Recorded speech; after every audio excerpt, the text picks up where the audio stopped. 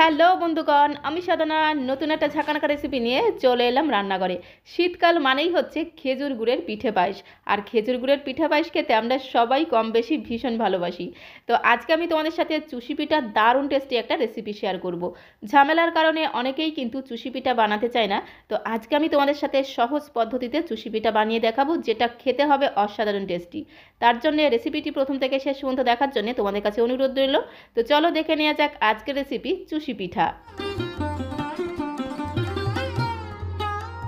তো বন্ধুগণ, চুষি পিঠা বানানোর জন্য প্রথমে গ্যাসের ফ্লেমটা অন করে দিয়ে একটা কড়াই বসিয়ে দিলাম। কড়াইতে দিয়ে দিলাম 1.5 বাটি পরিমাণে জল। জলের মধ্যে স্বাদ মতো 2 থেকে 3 চিমটির মতো লবণ দিয়ে দিলাম, আর দিয়ে দিলাম 1 চামচ ঘি। একটু ঘি দিলে যেমন সুন্দর টেস্ট হবে, ফ্লেভারটাও কিন্তু দুর্দান্ত হবে। ঘিটা দেওয়ার পরে অপেক্ষা করতে হবে কখন ঘিটা গলে যায়। তো দেখো ঘিটা ভালো মতো গলে গেছে। তারপরে একটা খুন্তি দিয়ে খুব সুন্দর করে একদম ঘোটানাটা করে একটু মিশিয়ে নিতে হবে। তো দেখো খুব ভালো করে মিশিয়ে নিয়েছি। তারপরে জলটা যখন একটু একটু ফুটতে শুরু করবে, সেই একটু একটু ফুটন্ত গরম জলের মধ্যে দিয়ে দিলাম 1 বাটি চালের গুঁড়ো। এটা হচ্ছে বাজার থেকে কেনা আতপ চালের গুঁড়ো। তো 1 বাটি পরিমাণে আমি দিয়ে দিলাম চালের গুঁড়ো। তুমি যদি 1 বাটি পরিমাণে চালের গুঁড়ো দাও, তোমাকে দিতে হবে 1.5 বাটি পরিমাণে জল। যদি তুমি 1 কাপ পরিমাণে চালের গুঁড়ো নাও, তোমাকে দিতে হবে 1.5 কাপ পরিমাণে জল। তবেই কিন্তু ডোটা একদম পারফেক্ট তৈরি হবে। গ্যাসের ফ্লেমটা মিডিয়াম টু লোয়ে রেখে ধীরে ধীরে খুব সুন্দর করে নেড়ে ছেড়ে ঠিক এইরকম একটা ডো আমাদের বানিয়ে নিতে হবে। ডোটা একদমই রেডি হয়ে গেছে। তারপরে ডোটাকে একটু ঠান্ডা করে নিয়ে খুব ভালো করে চেপে চেপে ঠেসে ঠেসে ডোটাকে মেখে নিতে হবে।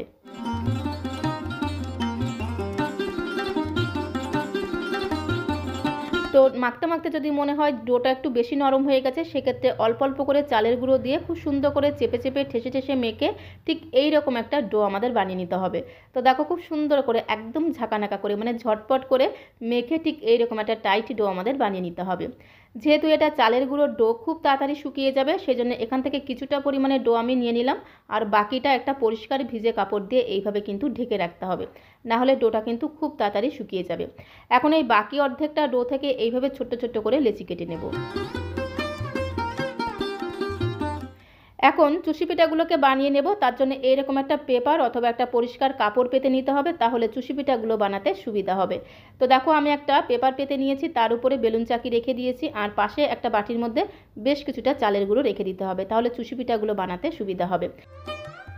এখন ডো থেকে ছোট ছোট করে লেচি কেটে নেব, আর বেশ কিছুটা চালের গুঁড়ো ছড়িয়ে দিয়ে এইরকম একটা দড়ির মতো পাকিয়ে নিতে হবে। আর এই দড়িটা যতটা সরু হবে, চুষি পিঠাগুলো কিন্তু ততটাই একদম সরু সরু তৈরি হবে।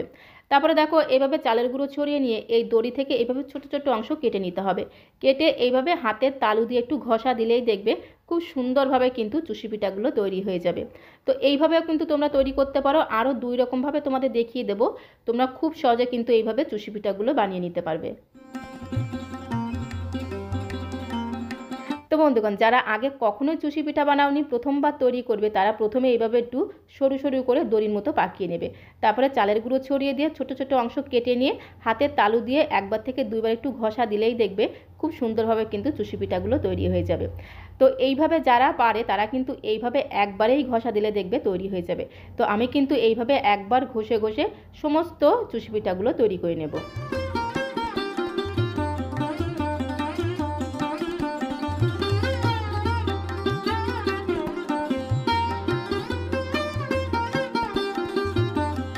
তো বন্ধুগণ, চুষি পিঠা বানানোর সময় একটু বেশি করে চালের গুঁড়ো ছড়িয়ে দেবে, তাহলে দেখবে খুব সহজে তোমরা একদম এই রকম একদম সরু সরু সুন্দর সুন্দর চুষি পিঠাগুলো বানিয়ে নিতে পারবে।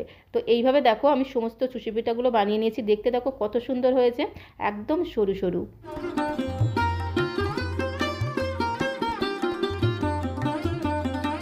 তো বন্ধুগণ, এখন আমি তোমাদের আরও একটা পদ্ধতি দেখিয়ে দেবো। এই পদ্ধতিতেও তোমরা চুষি পিঠা বানিয়ে নিতে পারো।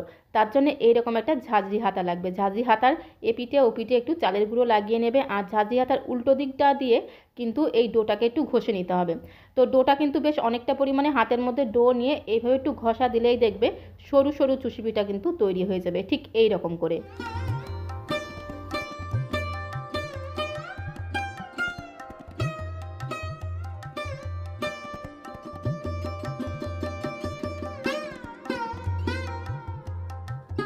তো তোমরা যদি এরকম ঝাঁঝরি হাতার সাহায্যে চুষি পিঠা তৈরি করো তাহলে এইভাবে অল্প অল্প করে চুষি পিঠা তৈরি করবে আর সঙ্গে সঙ্গে চালের গুঁড়ো ছড়িয়ে দেবে, না হলে একটার সাথে একটা লেগে যেতে পারে। তো এইভাবে কিন্তু খুব সহজে ঝাঁঝরি হাতার সাহায্যেও কিন্তু চুষি পিঠা তৈরি করে নেওয়া যায়। তো আমি কিন্তু সমস্ত চুষি পিঠাগুলো এইভাবে হাতে কেটেই তৈরি করে নিলাম। এখন চুষি পিঠাগুলো রান্না করে নিতে হবে, তার জন্য চলে যেতে হবে কড়াইয়ের কাছে।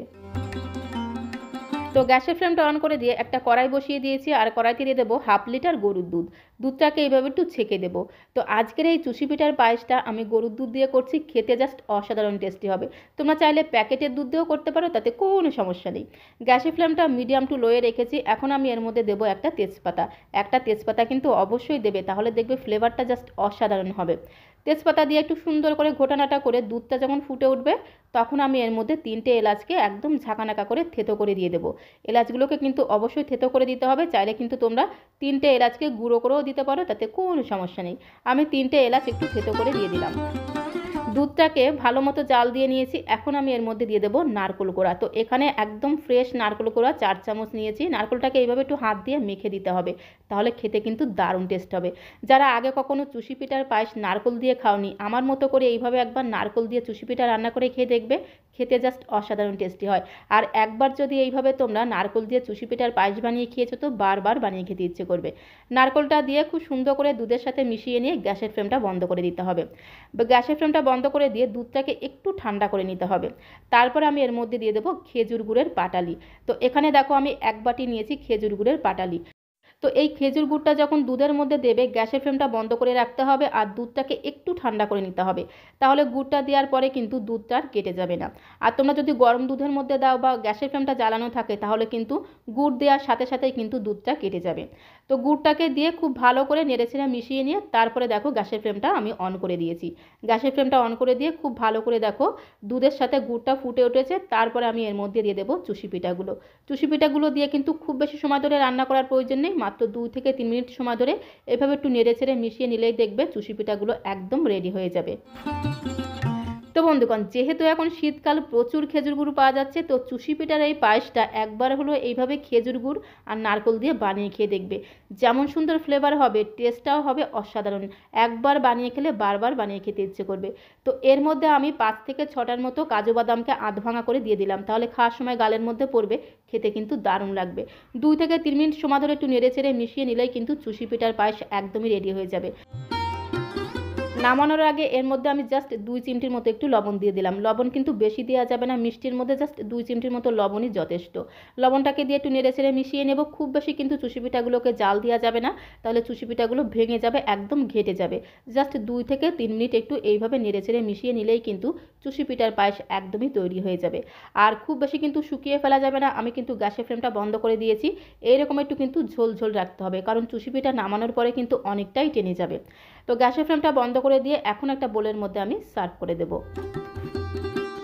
তো বন্ধুগণ, আজকের এই চুষি পিঠা রেসিপিটা তোমাদের কাছে কেমন লাগলো কমেন্ট বক্সে অবশ্যই লিখে জানিও। ভালো লাগলে প্লিজ একটা লাইক করে দিও, বেশি বেশি করে বন্ধু বান্ধবদের সঙ্গে শেয়ার করে দেওয়ার অনুরোধ রইল। নতুন বন্ধু হয়ে থাকলে অবশ্যই চ্যানেলটিকে সাবস্ক্রাইব করে দেওয়ার অনুরোধ রইল। তো আজকের মতো এই পর্যন্ত, সবাইকে অসংখ্য অসংখ্য ধন্যবাদ।